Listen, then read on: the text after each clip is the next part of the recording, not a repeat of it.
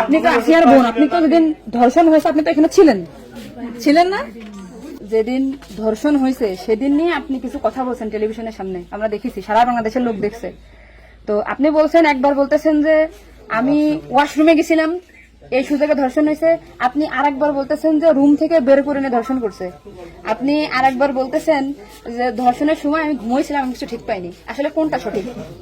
আমি তো ওইটাই বলি না, আমি বলছি আমি ঘুমোইছিলাম, ও যখন বাথরুমে উঠছি সেই সময় দেখি যে ও ওইখানে পড়ে রয়েছে, এইটাই বলছি।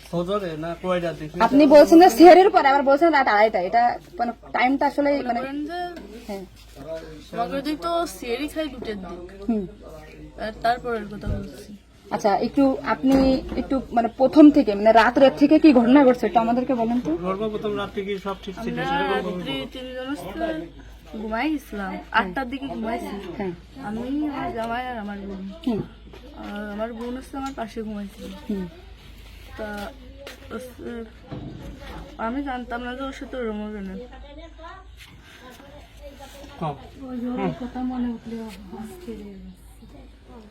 আপনি আসিয়ার বোন, আপনি ওইখানে ওই দিন ছিলেন এক ঘরের ভিতর, আপনার কথা মানে আপনি যা বলবেন সেটাই হবে। এই জন্য আপনাকে যদি ওরা ঘুমের ঘরে কিছু খাওয়াই থাকে আপনি বলবেন যে আমাকে ঘুমের ভিতরে কিছু খাওয়াই দিচ্ছে, আমি ঘুমাইছিলাম, আমি কিছুই জানি না, আমি সকালে উঠে দেখছি এটা। কিন্তু আপনি যদি বলেন যে রাত 2:30টার সময় হয়েছে, আমি তাহলে তো হবে না।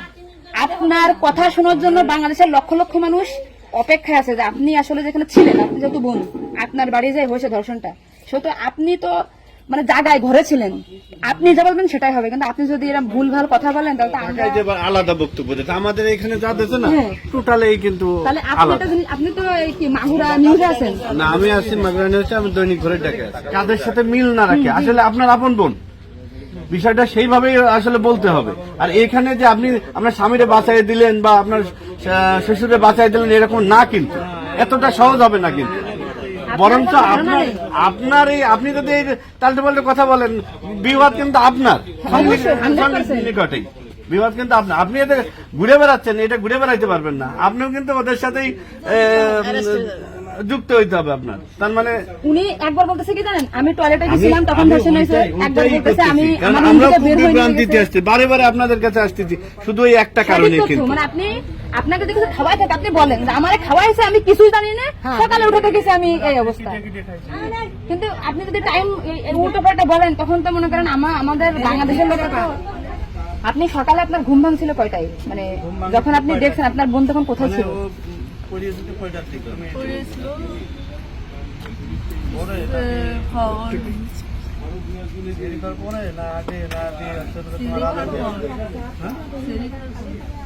আপনি 8টার সময় ঘুমাইছেন, তারপরে কি আপনার ঘুম ছেড়ে খাওয়ার পরে ভাঙিছে? তার ভিতরে আপনি কিছুই জানেন না। আপনি এটা সুন্দর করে এখন যখন বললেন, কিন্তু মাঝে যে কথাগুলো বলেছেন এগুলো তো আসলে আপনি রিল্যাক্স হন, আপনি রিল্যাক্সে বলেন। এই আপনার ভাই, এগুলো আপনার ভাই, আমরা আপনার বোন, আসি আমার বোন, আসি আমাদের বোন, আমি নিজের এখন আসি। আপনি যদি এই কথা উল্টো পাল্টা বলেন, আমরা বাংলাদেশের লোক তো ডিপ্রেশনে চলে যাচ্ছে আপনার কথাই। রাত্রে আপনার ঘুমের ওষুধ খাওয়াই দিছে, এই খাওয়াইছে আপনার কে মনে হয়, কে খাওয়াইছে আপনার ঘুমের ওষুধ? আপনার শ্বশুর না আপনার স্বামী না আপনার শাশুড়ি? খাওয়ার সময় তো আমি আর আমার শাশুড়ি ছিলাম। আচ্ছা, দুজন একসাথে। তা আপনার কি মনে হয়, আপনার যেহেতু আপনি ওই বাড়িতে আপনার সংসার করছেন, আপনার মনে হয় কে খাওয়াইছে আপনাকে, মানে আপনার শাশুড়ি না আপনার শ্বশুর হতে পারে? আমার শাশুড়ি, শ্বশুর তো খাওয়ার সময় থাকে না, আমার শাশুড়ি তো থাকে। তাহলে আপনার কি মনে হচ্ছে আপনার এই ঘুমের ওষুধ আপনার শাশুড়ি খাওয়াইছে? কিন্তু আপনার শাশুড়ি যদি খাওয়াই থাকে তাহলে ধর্ষণটা আপনার শ্বশুর কিভাবে করলো? মানে ওনারা তো সবই জানে। তা আপনি কি এটা কখনো কি মেয়েদের সামনে আগে বলছেন যে তাই তো আপনার শাশুড়ির 3 দিন বাইরে থাকার কথা না, সবার আগে তো উনি অ্যারেস্ট হওয়ার কথা? আপনি কি এটা আমাদেরকে জানাইছেন, সোশ্যাল মিডিয়াতে জানাইছেন শোনা? এই যে আজকে আমরা হয়তো জানতে পারলাম যে আপনার ঘুমের বড়ি যে খাওয়াইছে বা ওষুধ খাওয়াইছে এটা আপনার শাশুড়ি খাওয়াইছে, তাই তো এদের পরিকল্পিত না, মানে পরিকল্পিত ছিল ওদের আগে থেকে। আপনার কি মনে হয়? মানে ওই যে আমার সাথে আর কথা ছিল, কিন্তু আমার সাথে পাই নাই বলে মানে আপনার শ্বশুরের বা আপনার শাশুড়ির আপনার সাথে কোনো কিছু রাগারাগি বা কোনো কিছু আছে নাকি, বা কোনো টাকা পয়সা চাইছিল দেননি, এরকম একটা ক্ষোভ বা রাগ এরকম কিছু আছে নাকি যে আপনার সাথে আমাদের কাজ করতে? আসিয়া আপনাকে কি বলছিল যখন আপনি তখন আসিয়া আপনাকে কি বলে গেছে? আর ভাইয়া আছে দরজা খুলে দিচ্ছে, তা আমি বলছি আমি তো ঘরের ভিতর ছিলাম, তাহলে আমি কিছু টের পেলাম না কেন? বলছে কি আমার হচ্ছে ঘরের বাইরে গেছে।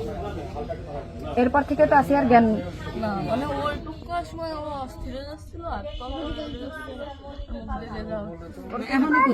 আপু আসছে বাইরে, আপুর বাসা মনে হয় বাইরে। আমার বাসা যশোরে, আমি যশোর থেকে আচ্ছা, আমি শুধু ওনার একটা ভিডিও দেখে আসছি যে উনি উল্টো পাল্টা কথা বলতেছে, এই সঠিক জানা না জন্য। সঠিক কথাটা বলেন বলেন। আমরা ঘুমাইছিলাম, 8টার পর পরে আমি ঘুমাই গেছিলাম, আর বউ আমার সাথে ঘুমাই গেছিল।